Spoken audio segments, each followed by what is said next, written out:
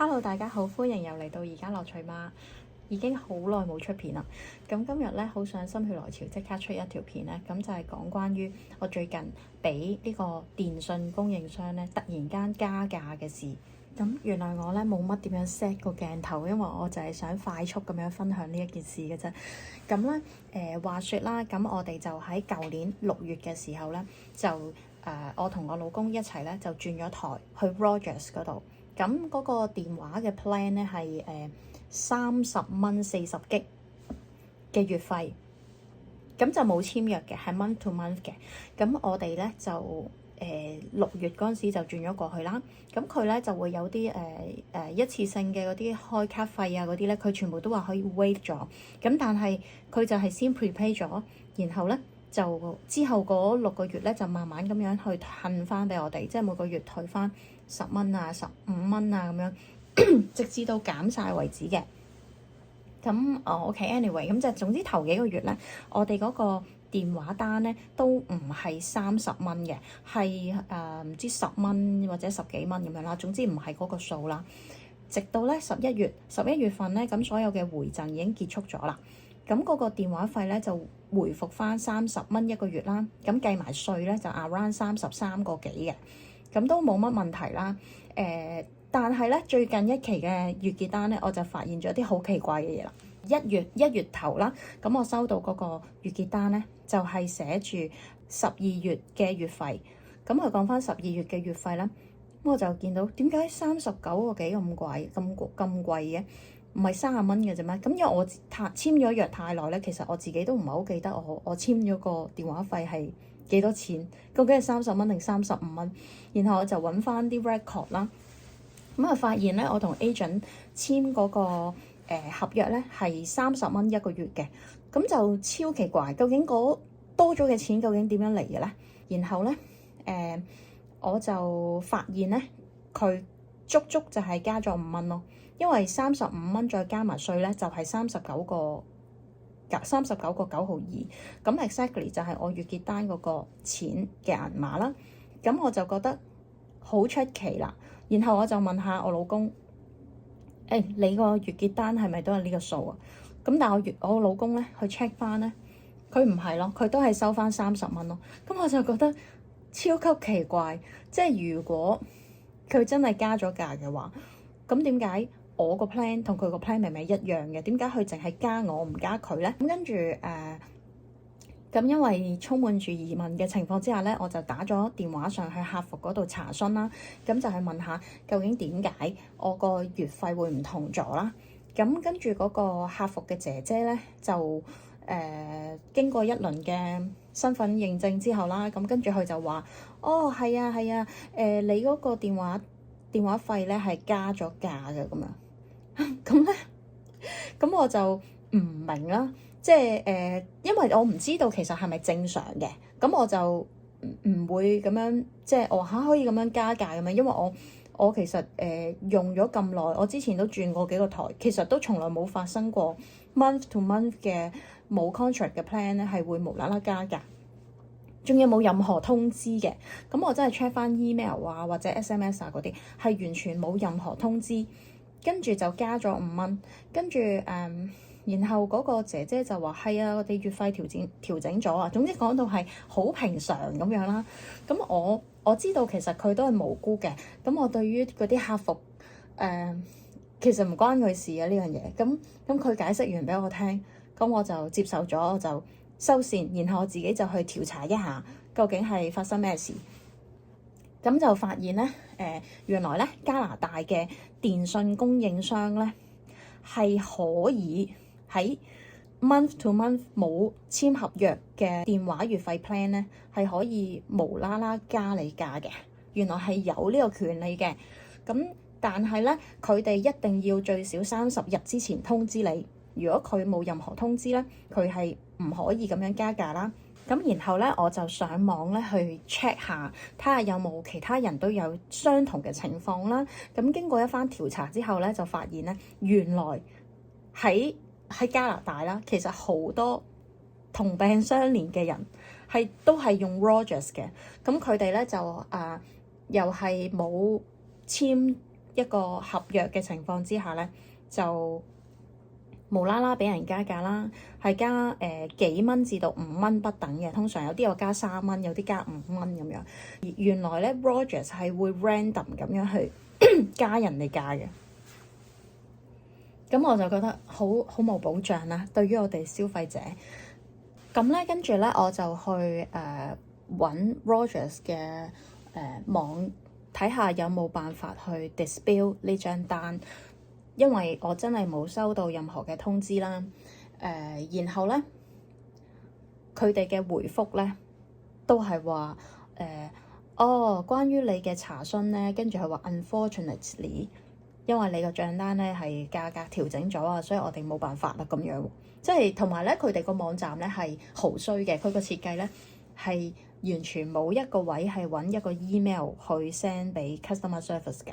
咁咧，我哋有咩方法去聯絡佢咧？就只可以係透過網站嗰個 live chat。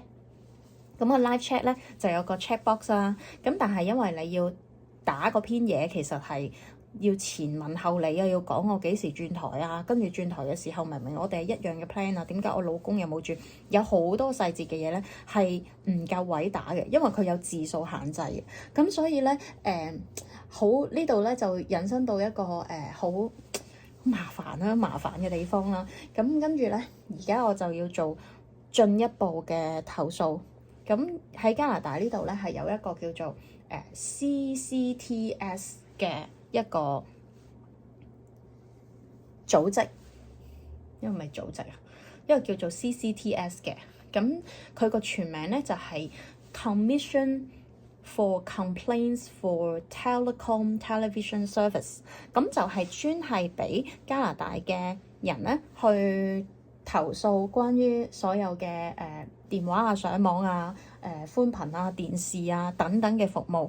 只要你同 service provider 係傾唔掂數啦，或者有啲奇怪嘅收費啊，你唔滿意嘅，咁你就可以透過呢度去投訴。咁因為我第一步咧已經係同咗 Rogers 去傾啦，而佢哋嘅答覆咧係令到我唔滿意嘅時候，我而家就作進一步嘅投訴，睇下我可唔可以爭取到一個應得嘅一個結果。好啦，咁首先咧，我哋嚟到呢一個網站啦，然後咧嚟揾到呢個 Let's get started。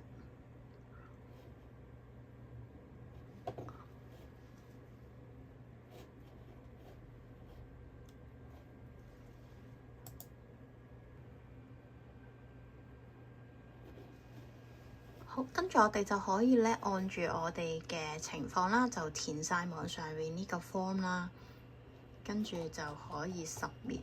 好，我因為而家太懵啦，我就自己做咗先。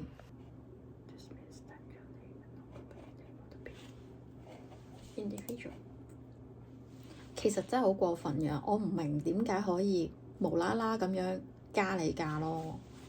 咁咧網上邊咧有一啲網民咧就有講話，其實佢哋有通知嘅，不過佢嗰啲通知咧就係喺對上嗰張月結單嘅下面一條好細行嘅字，就寫住話我哋下個月就會加5蚊。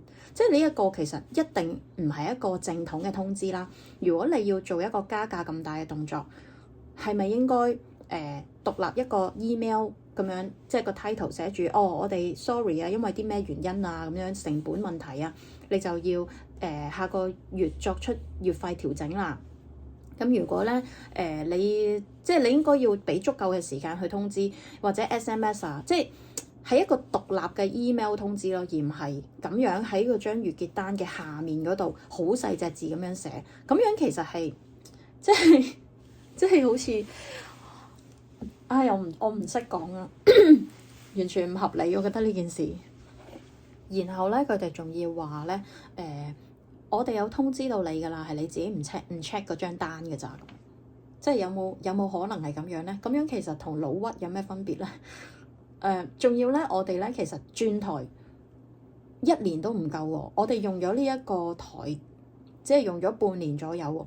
跟住佢所有嘅回贈結束咗之後咧，佢就直接加價咯。咁其實即係好似呢樣嘢好似係隱藏咗喺入邊咯。即係我感覺啊，個人嘅感覺就好似簽約嗰一刻咧，其實佢已經 plan 咗咧，就係去到完晒個所有回贈咧，我就會加翻你價。咁即係變咗之前佢回贈俾你嗰啲咧，其實就係喺後面度收翻嚟咯。即係你開台嘅時候嗰啲免開台費啊、免 SIM 卡費啊嗰啲咧，其實佢就係借啲意，咁就喺後面嘅費用度加翻嚟咁樣咯。即係我個感覺就係咁。同埋如果11月你一早有通知我關於呢個加價嘅情況，咁我可以考慮喺12月有個 Boxing Day，又11月尾又有個 Black Friday，咁我係有我嘅權利去考慮轉台㗎嘛，因為當時係有勁多有優惠嘅電話月費 plan 係可以俾我哋去 join 嘅。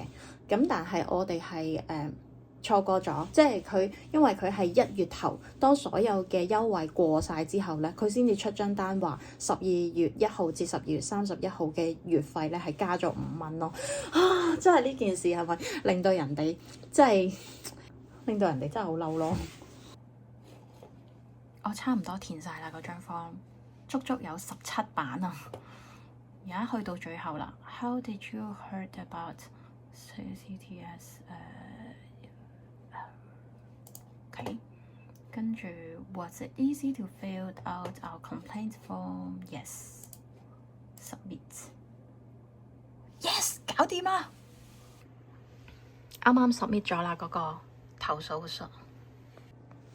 跟住落嚟咧，我就要等電信公司回覆我。當你咧 submit 咗個 form 去呢個 CCTS 之後咧，咁大概20日之內啦，咁其實佢哋咧會 send 呢一個 complaint form 咧，呢個 case 係 send 翻去你嘅電信供應商，咁即係佢哋咧會幫我 send 去 Rogers 嗰度啦。咁然後咧希望 Rogers 咧係一定要俾一個合理嘅答覆。咁最理想咧就係希望 Rogers 可以直接聯絡我，然之後同我解決呢件事啦。咁其實我嘅要求係好簡單嘅啫，我就係想佢 refund 翻去收多咗我嗰5蚊啦。咁第二就係希望佢可以將我個 plan 咧變翻原本嗰個收費，咁我就已經滿意㗎啦。咁其實我覺得唔係唔俾你加價咯，即係如果呢一個係合法嘅，係冇問題㗎，即係你可以加價，咁但係你真係要俾足夠嘅通知你嘅客戶，等佢哋係知道晒有心理準備，或者甚至乎係要佢哋同意係 agree 下個月開始咁就會作出一個價格嘅調整。咁其實如果你有做足呢啲步驟咧，我相信其實一啲合理，即係一啲講道理嘅客人，其實佢唔會去話你咯。但係佢哋係完全冇做到咯呢啲 steps，咁即係咪好唔合理先？大家覺得即係如果係一個 formal 嘅通知係應該，你一定有辦法㗎嘛？你要通知個客，而唔係好鬼鼠咁樣喺張單下面嗰度寫一隻字咁樣話哦，下個月會調整咁樣，仲要細到咧你真係唔係特登睇咧，你係睇唔到嘅。咁即係唔係我嘅問題啊，係嘛？呢個即係我係好合理啊，呢一個投訴。咁而家咧我就等佢哋覆啦。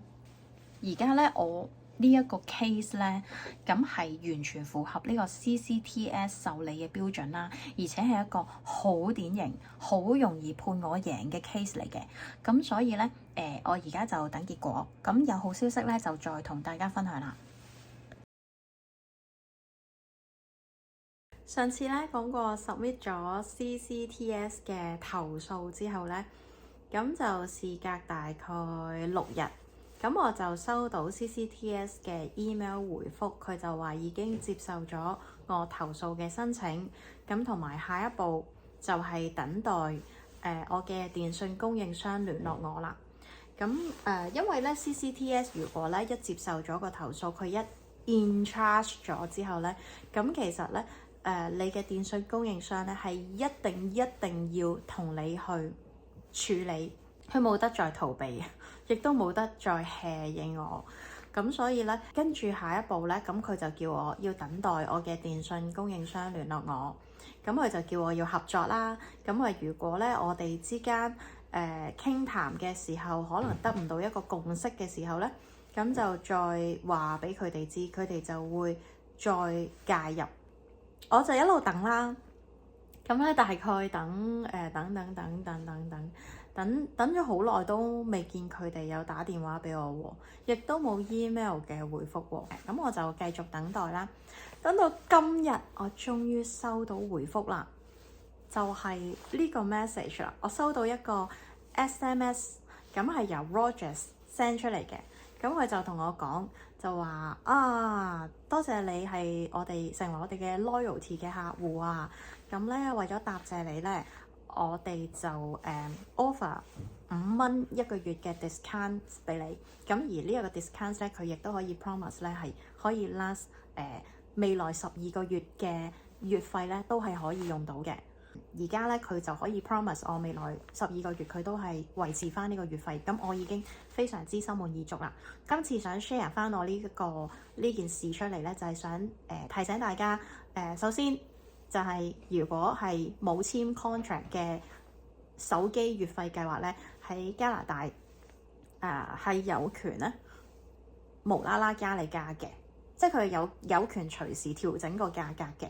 咁但係咧，如果你哋都係不幸咁遇到一啲完全冇被好明確咁通知嘅情況之下，或者不知情嘅情況之下，突然間發現加價咧，咁大家都可以去據理力爭咯，係啊。咁呢度嘅好處就係咁咯，就係大家每個人都可以有權去發聲，可以為自己爭取應得嘅權益。咁我今次就成功咗啦，咁希望我嘅分享都可以幫到大家啦。好啦，今日嘅分享就去到呢度啦。有機會再傾啦。好啦，拜拜，多謝大家收睇，拜拜。